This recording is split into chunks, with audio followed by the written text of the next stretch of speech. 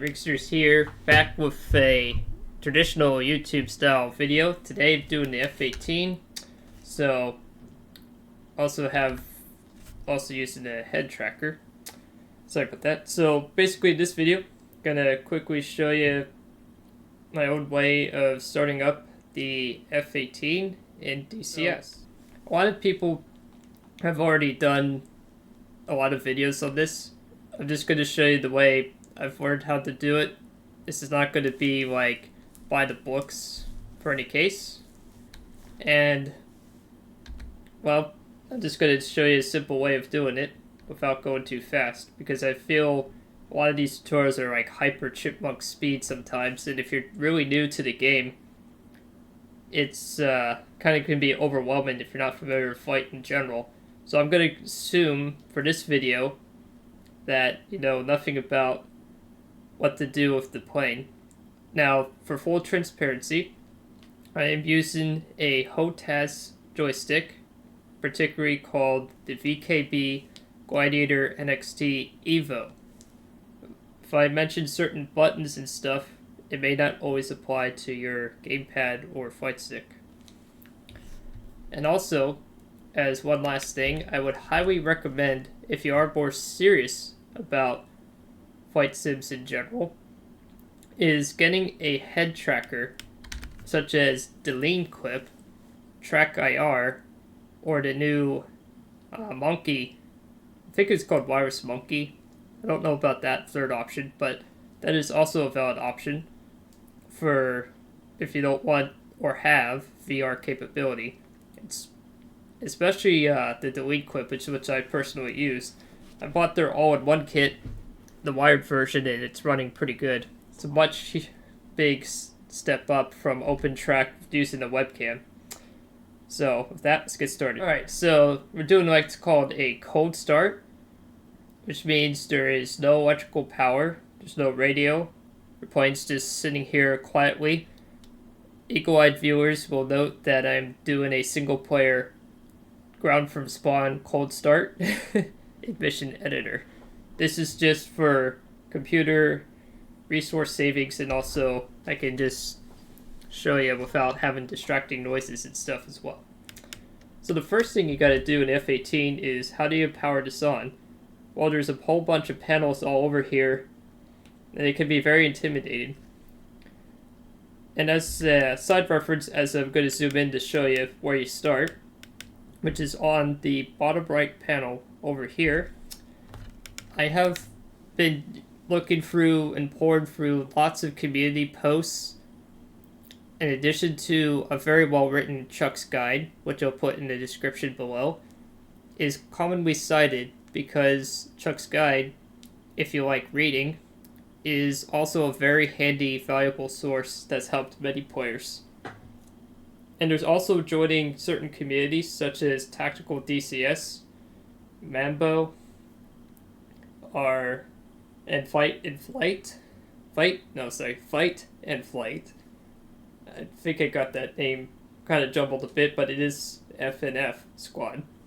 They also are very good resources to talk to and hang out with. So that's where I got those informations from. So to start off here, you see this button right here. Now, if you're not using head tracking or you have VR, this will be either easier or harder. What you want to use is zoom in slow, which by default on the keyboard should be the numpad plus and minus. I have found that set to button C1, which is the middle thumbstick button on the VKB Gladiator Evo NXT Premium. Say that 10 times fast. But basically it's just a little middle switch button that's on the middle part of the joystick. Many joysticks that are around the VKB or higher will have this. If not, don't fret. You can use like a gamepad or use the keyboard to help with this as well. You just need an up and down switch to zoom in slow and zoom out slow. Which if you type into here, if you press escape and hit adjust controls, you'll see this huge panel list which don't worry, it's not really that difficult. You just hit search here, you type in the word zoom in, and you'll see zoom in slow. Oh, they actually have a different numpad. I was thinking of Flaming Quest 3 for the default keyboard. I never changed that for this particular function. And then you want zoom out slow, which is numpad divide and numpad multiply if you have a numpad. For me, I'm using the push up and push down on C1 on the VKB joystick, as you can see here. If you expand this out, you can see its full name. I have no idea what this MAC address, well, it's not really MAC address, but what that long-winded numbers are. All I know is it's just, that tells you more details of what driver, I guess, or firmware version it's using. And yeah, there's track AR and mouse as well. That way, the reason why I kind of delved into that is because if you don't have this function or know where it is, you're not going to be able to see the buttons, because this is kind of like about the default field of view. You can't really see this battery button unless if you really study it closely, or you just are lucky and take a quick guess. Now, I do use the mouse, keyboard, and joystick all at once, so one of the easy things to do is, remember, right click switches to switch up. In this case, you want to turn the battery on. Left click moves the switch down, which in this case it's off. And if I do it one more time, it goes to override, which rarely is used, but it's there if you need it. So you want to switch that to on, just with one simple right click, right around there. The next thing to do, and yes, this is not something you do in reality or by the book. This is just if you want to get your plane started and you don't care about being the world's greatest milsim pilot in the universe. Arm the ejection seat with a left click. For two reasons. One, sometimes you can forget about it. And two, it's a video game. At the end of the day, you can play as you see fit. If you want to follow procedures, you don't arm that till you're on the runway in reality. If you're doing this just for fun or for this demonstration, you can arm it. So, next thing you want to do is zoom out slow. We're going to go to the left side of the cockpit, and we're going to do something interesting here. Now, this might be difficult if you're not using head tracker VR. I will stress that. With head tracking, this has made it much easier, but I know a lot of people out there either don't have it, don't want it, or don't use it, and that's totally fine. Just to let you know that this view right here on the bottom left panel can be a little tricky. Trust me, ask me, I should know. I've been in that boat before too. So, the first thing you want to do here, so you prevent your pilot or your virtual pilot from dying, is he needs oxygen, just like any other normal person. It always is that alphabet soup that always gets me. You can write in the comment below and cringe, because I honestly don't know how to pronounce it, but I know it's important. So you just right click that. That way, if you go above 5,000 or 10,000 feet, you don't virtually pass out, which would be really bad. So that's it for that part of the bottom left panel. The next thing you want to do is if you press escape and go to adjust controls, is canopy. Now, for most people, the default left control C on the keyboard, on the English standard keyboard, is perfectly sufficient. But for some people, they may want to change that binding. It's not mandatory, but it is much more convenient than trying to mouse click canopy close switch, which you can do. I believe, if I remember correctly, and this is actually something I haven't done in a while, is this button right here. No, that is not it. Well, you know, that's just the way it goes. So I just use the keyboard binding. If you want to tell me down below in the comments of like where to actually click that, that would be nice, because I honestly do not know that. So I hit left control C. This closes the canopy. Now, why do you want to close the canopy before doing the next step? Well, it's because the plane is loud. When you have that open, it's much harder to hear. Before I get to that point of the engine turn on thing, I'd like to point out one thing that most people don't know, although I've heard some people talk about this, but it's very rarely discussed in tutorials, or at least attempt in a tutorial. I'm more in the latter attempting one. Is this volume. For the love of God, turn down the volume so you don't go deaf. If you have it on default volumes or you're playing on speakers, unless you want to hear dee-doo, dee-doo, or flight control screamed into your ear, this is part of that. Particularly the WPN and RWR. You'd be like, great, well how do I adjust that? It's just simple. You just mouse over here, and you just mouse wheel it. I typically will mouse wheel it towards this way. In RWR, you kind of do want to hear it, but you don't need it at max volume. Save your ears, so you can hear for the future. This has been Rigsters' public service announcement, saving the ears since 1972. Alright, jokes aside, let's move on. So, the next thing you want to turn on is this funky little switch called the APU. Now, you might be wondering, like, is that the all-purpose unit? Close. It's auxiliary power unit. This is how you get your engine started, too, and also pre-powers various systems. So you right-click that, boom, it's on. Wow, that was really difficult now, wasn't it? It takes a few seconds for it to spool up, but it'll do its thing. So, the next thing you want to do, press escape, adjust controls, is the throttle. Now, for me, I just do this with the keyboard. If I can actually find it. Ah, there we go. Type in the word idle. I thought it was throttle idle. Don't blame me with my fat fingers. They sometimes type a lot. Idle is basically what you need. Oh, great. Now I'm saying basically too much. Presently, what you need is to be able to switch them to idle mode.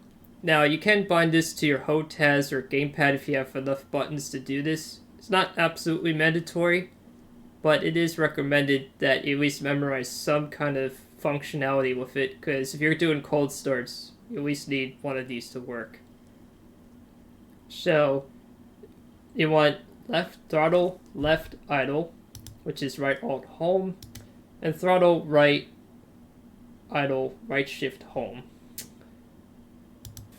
That's on the English default keyboard.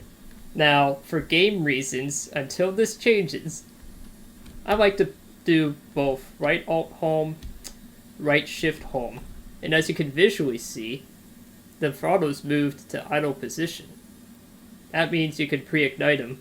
Now, in real life, you wouldn't do this because it can cause a lot of bad engine-related disasters, potentially, because now you're feeding both engines at the same time, when you probably really shouldn't be doing that. At least that's what I was told or know about. If I'm wrong about that, please let me know. I'm more than willing to learn.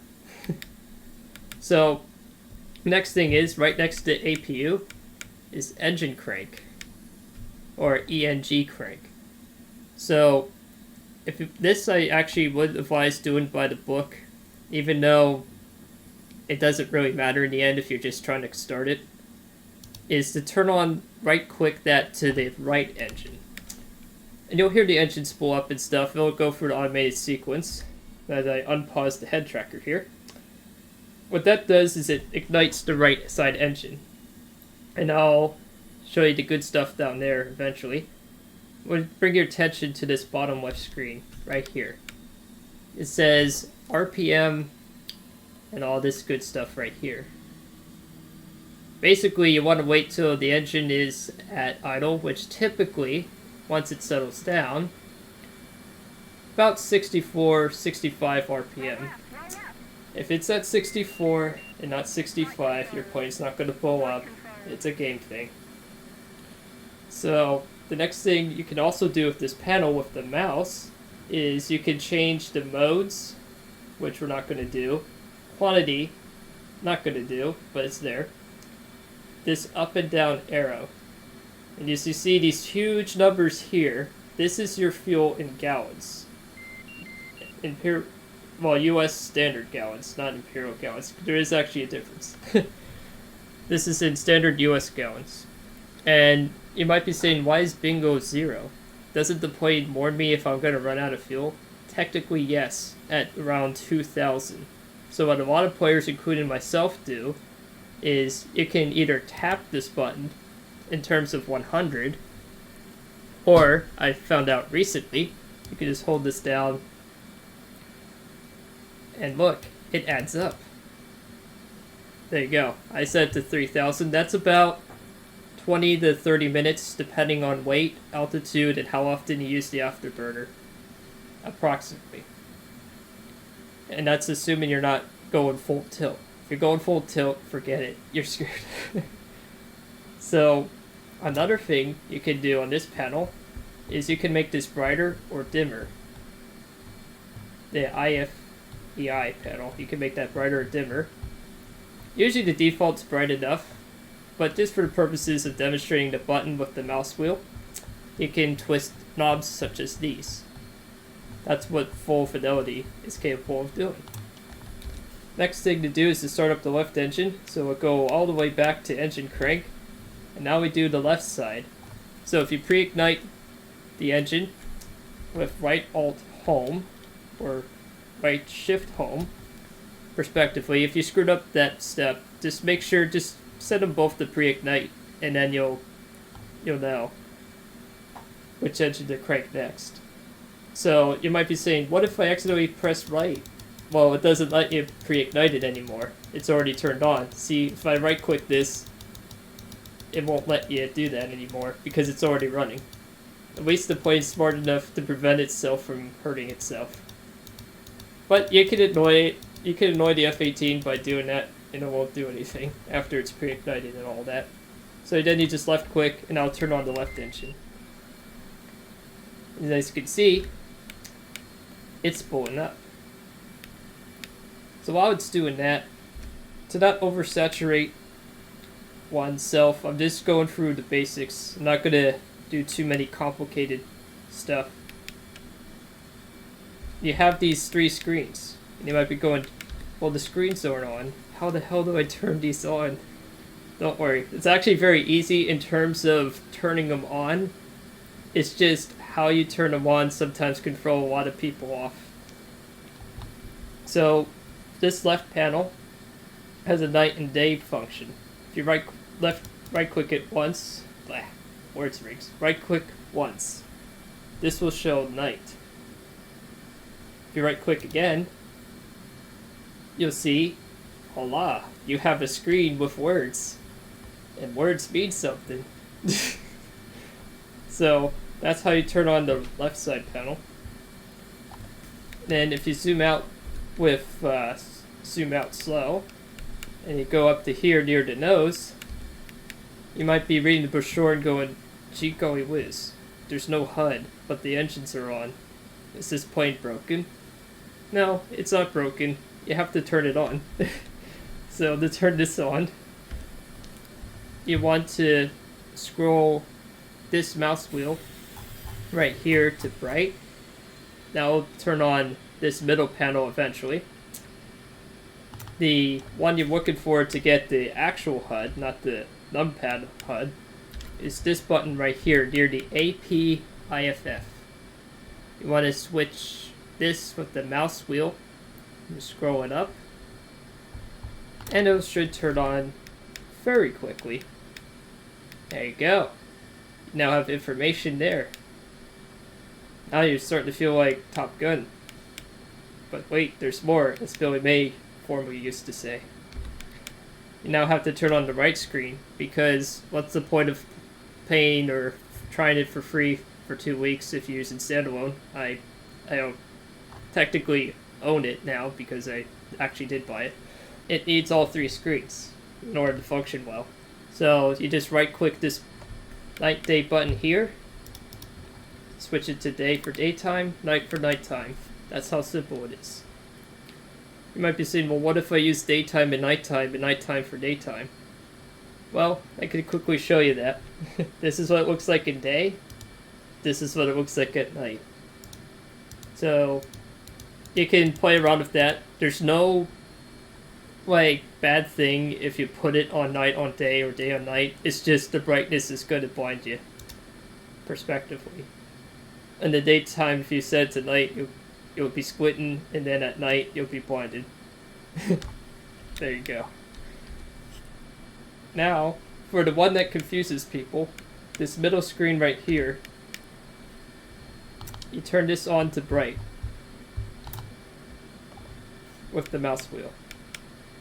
Just like all the other screens. And you might be saying, great, but this stick is in the way. I can't see anything.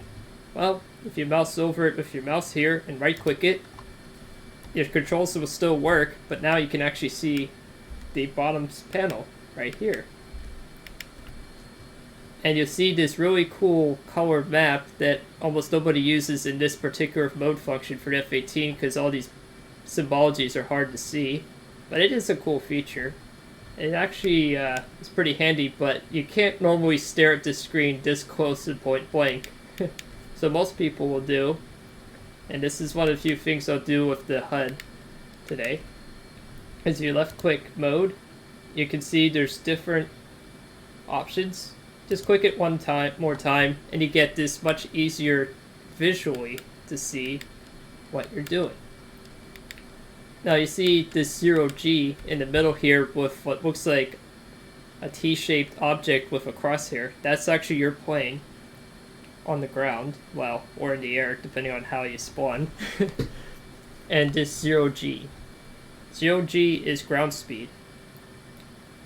The triangle on the bottom behind the T-shape is usually either like a navigation or point of interest or waypoint setup and stuff. Sometimes it could also mean carrier, so it's like, it's not something from Star Trek, unfortunately. So that's what that is for now. And these screens can be customized and changed. You do not have to have, for instance, what this magical wonder screen, you're wondering like what on earth all these buttons and things do. This is what's called the HSI, or primary navigation. But we have to align it first for it to actually work. And don't worry, it's not hard. We're getting almost to getting it fully set up here. So, next thing to do is this button right here. This is the SAI cage. Rarely look at this, but it is always good practice to mouse wheel with you move the cursor to here and the mouse wheel, try to line it to the middle. It's a useful backup gauge, but it's not really used, at least in this game, very often, but it can help in certain situations. In real life, it's more of a godsend. In the game, yeah, not as much, but good habits. Another thing you notice is if you go up here on the main HUD, you'll see that we're going 48 miles an hour or 48 knots on the ground when we're not even moving. That's just its default thing. So you don't need to worry about that for now. You use the HSI to determine your speed below 48, because the plane apparently doesn't know what's below 48 on the HUD. But the other one thing you do want to note is as I mouse this cursor over here, this 150, that's your altitude. You definitely want to adjust that. So how do you do that? Well, if you go to the bottom right here, mouse wheel this down, you should have it at 0. Now it's almost right, but you don't want to have -0. So sometimes it takes a while playing around with the mouse button. There you go. Now, as you can see here, it's at perfect 0.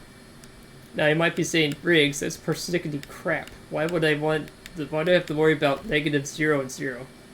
Well, if you're landing on a carrier at night, that actually can confuse you or the systems. So you definitely want that to be correct. And it might actually even screw with the autopilot if you use the autopilot functions more than the basics, which I usually use. Next thing we gotta do is we're gonna go down to the bottom right here, and we see these two buttons right here, INS and radar. Now, in real life, you would never have the radar set to operate on the ground unless of testing something, because you fry people and they don't like being fried. But since this is a video game, just right click it to operate if you want it just to be on for memes or for ease of use, because that's a gamer's life. So what's more important though is the INS. This switch right here will make or break your altitude hold function for autopilot. Basically, fancy word for saying it keeps the plane straight and level, but it has to have INS aligned for B-alt to work.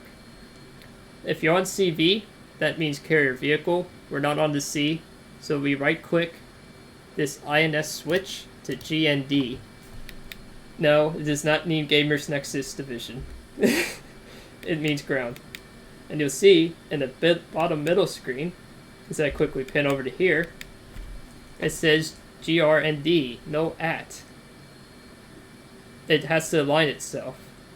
So what you can do to speed this up is to hit this button right here, STD-HDG. This is stored heading mode. And usually it speeds up the process by a significant amount. As you can see, it's now saying qual, and that's in seconds. So it's going to take about 90 seconds for the plane to know where it is by using GPS and fancy gyros and all that crap. That's what it does. So while it's doing a countdown system here, you'll see this weird button below it called the J... Oh, I can't even read it because my computer sucks. JAOR? Oh my god, I'm like reading Braille. Somebody get a better computer someday. Stat. AOR 47 power. Yes. So you left click this button. You hear boop boop beep. No, this is not a 1980s ping pong game. Sorry, I mean arcade game. I don't know why I always say ping pong. What this does is it turns on your radar warning receiver. Very handy. I won't go into much details other than it just basically warns you if radar is emitting at you, and it's going to tell you to, hey, look out, you're getting locked on by something, or being pinged by something. The next thing below that is ECM. This is your electronics countermeasure. Most players, including myself, will recommend, for simple purposes, put it on REC. That just records emissions. XMIT is emit/jamming mode. It's not used very often. It's more useful if you're doing seed, not to be confused with farm sim. It's suppression of enemy air defense. You can occasionally use that, but I haven't heard a lot of success stories with it, so just keep it on REC. If I'm mistaken about that and stuff, please let me know, because I'm more than happy to learn. What you also need is bypass. This is the dispenser switch, which I'll show you in the key binding real quick. But for now, I'll right click this all the way to on. That overrides the automatic one if you do one click. So this allows you to manually pop chaffs and flare. So the chaff and flares, you want to type in the search here flare. Now I set this to what I want. You don't have to set it to the letter D. And no, this is not a War Thunder joke. That's actually makes it more handy for my hands to be on that position. What you also want in search is chaff, which is also dispense switch forward. Don't know why it's called that, but just roll with it. I set that to E. So that's what I would recommend if you have like a multi-phase setup. With a keyboard, HOTAS, and mouse, you can set it to that. Some players will prefer if you do a different binding, or they bind it on their joystick if they have enough buttons. So another thing, now that the HSI says 0.5 and it says the word OK, what you want to do is on the bottom right panel, right around here, you'll see two modes past GND and CV, NAV and IFA. The only one most players use is IFA, Nav is occasionally used. Gyro, I don't really know what that's used for in the F18, but it's probably emergency backup or for older style navigation. So you want to right click this to IFA. And you want to do it not too slowly, because if you do it too slowly it might screw up the navigation. And that would be bad. Now it says it's good. So the next thing you know is a few last housekeeping things. You see in the middle screen right here, you have AP, IFF, TCN, iOS, DL, Bacon, Cucumber.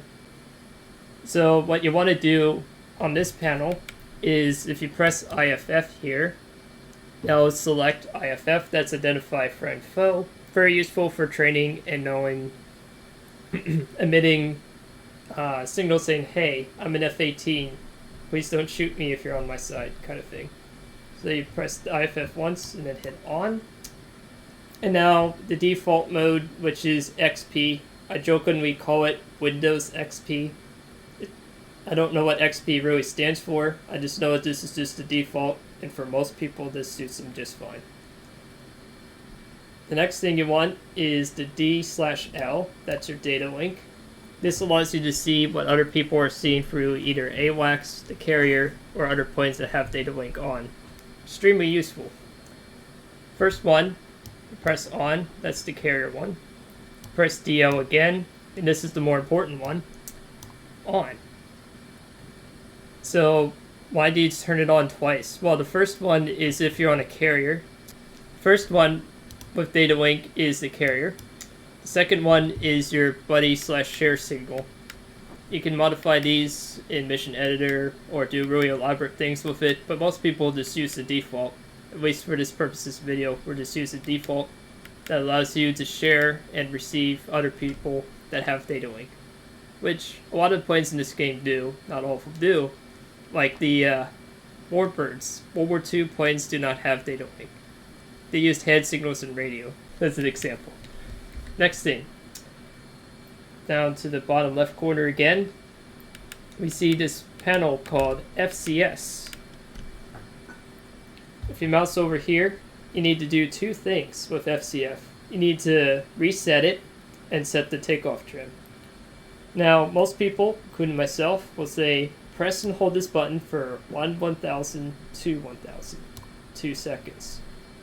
That way, you guarantee that the computer actually knows what the plane is doing with its flight control surfaces, and it doesn't yell at you for not doing that. Takeoff trim. Same thing. You just move the mouse over here, left click hold, 1/1000 to 1000. Boom. There you go. Now your takeoff trim is set. Now you might be saying trim. I don't need no stinking trim. I flew Warbirds. All you do in the F18 for takeoff. Just like Warbirds, this is not War Thunder where you can just willy-nilly do that kind of stuff. You actually have to set trim too. IL-2 you also have to for a lot of planes, but that's a different topic. Next thing to do is this panel right here. So what I have bound on the HOTAS stick, but you can do this with the mouse too. I'll show with the mouse first and then talk about the button real brief. You want to set for takeoff to half. Full is used for landing. Auto is automatic, and that's once you're airborne. The reason why you don't use full for takeoff is because it's a lot of drag and it's intended for landing. You don't want to mess up your plane that way. On the Evo stick, I have bound this to SW1. I have down to go down and up to go up. You can also bind this in settings as well. If you go to escape, adjust controls, type in the word flap. I typically would recommend you have it either set to either a quick find, which is like you can immediately set it to full or half depending on airspeed, or you can just have it toggle up and down with each button press. That's what that does. The next thing, which I do not have bound, I use the mouse for this, is the brakes. Normally these will be on, anti-skid is basically like ABS in a car. Prevents the wheels from locking and skidding out of control. If you're on the ground, not on a carrier, you want this on. If you're coming from a carrier to land, make sure you right-click this button, because if it's off, you're going to have a bad time hitting the brakes. Quick bypass is very important as well. It only works when the one engine is at least running. You want to right-click this to field. By default, it will start in carrier. You want to switch it to field on the ground. If you're on a carrier, set to carrier. This is more useful for landing, but forgetting to do that ahead of time may hurt you. It screws up the angle of attack stuff for landing. Alright, so now that we got that all situated, the last thing to do is, if you want, optionally, this is just one quick optional thing that you can do, is you can hit right control enter and test out your joystick, gamepad, or keyboard to make sure the flight controls behave the way you want to. It's just a recommendation. You do not have to hit right control enter on the US English Standard keyboard, but I like having it there just so I can see what's going on. And one last thing before you start doing the way of the F18 is you want to make sure you bind or find wheel brake on/off. When you press escape and go to here, under controls, the default is usually W on English Standard. I have it set on the VKB, the second black trigger on the Premium Edition. You may not have that on the Standard, but just as a heads up, that's what I use for the wheel brake. You can set it on the whole test or whatever you want. Just make sure you have something to use the wheel brakes, because trust me, not having the wheel brakes is very annoying. Another important button is the undesignate / nose wheel steer switch. This is used to unlock or use advanced air-to-air AIM-120C missiles. Very handy on the ground and in carrier ops too. It's almost mandatory because it has a really bad turning radius on a carrier. On the ground, it's not used very often, but it can come in handy or in a pinch. And I'll demonstrate that real quick when I do my final thoughts here. Okay? So with that on, to check if the wheel brakes are working, you'll see right around here is this red bar. This red bar, when I press the W, means the wheel brakes are working. You have to press and hold it for maximum effect for that kind of set. Same thing with the button. Now I'm pressing the button.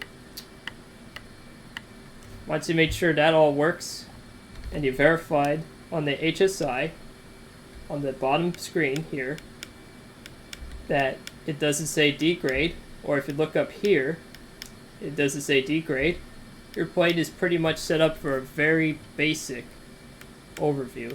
I didn't go into details on the HMD or how to align that because I think that will overcomplicate it. This is just if you're totally new and you just want to just drive around for a bit and just get used to how it feels. So if you go to this panel right here, this is the brakes.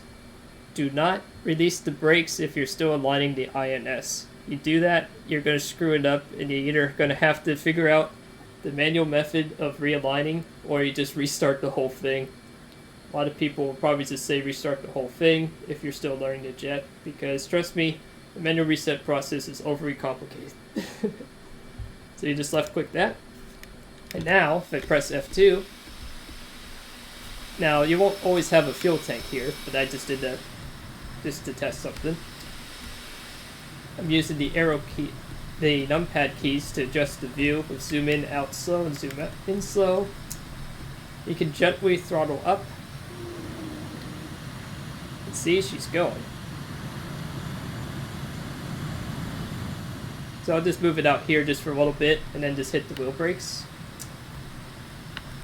Because the last thing under controls, you want axis commands. There we go. You want the thrust. As you can see, I'm using joystick Z axis. This will be different depending on joystick and configurations. The Z-axis on the VKB Spaceflight Premium Gladiator NXT Evo. My god, such an alphabet soup.